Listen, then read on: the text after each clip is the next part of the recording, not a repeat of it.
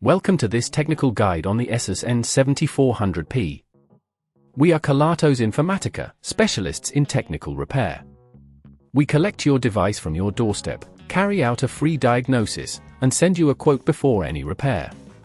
No phone calls, no trips to the shop. We are based at Calle Joaquín María López 26, Madrid. Convenient, transparent and professional. Link in the description. If you're experiencing the issue where your ASUS N7400P gets unbearably hot and shuts down during use, you're certainly not alone.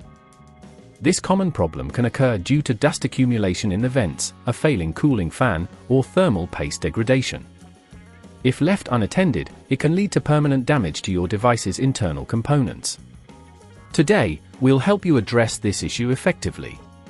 For this repair, you will need a Phillips screwdriver, thermal paste, a can of compressed air, and an anti-static wrist strap.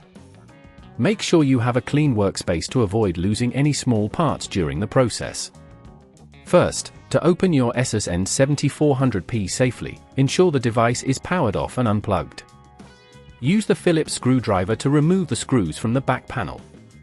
Keep them in a safe place. Gently pry open the back cover using a plastic opening tool, being cautious not to damage any clips. Once inside, locate the cooling fan and heatsink assembly, as these are usually the culprits behind overheating. Carefully disconnect the fan connector from the motherboard, and unscrew the heatsink. Remember to take note of where each screw goes, as they may be different sizes.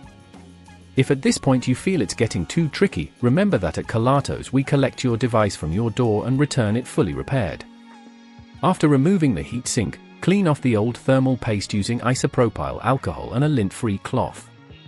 Apply a small amount of new thermal paste to the CPU, then reattach the heatsink, ensuring it sits evenly. Screw it back in place, reconnect the fan, and ensure all connections are secure. Before closing the device, take a moment to blow out any dust from the fan and vents using compressed air.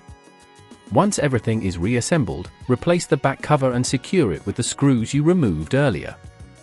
Finally, power on your device to check that it operates normally and that the overheating issue has been resolved.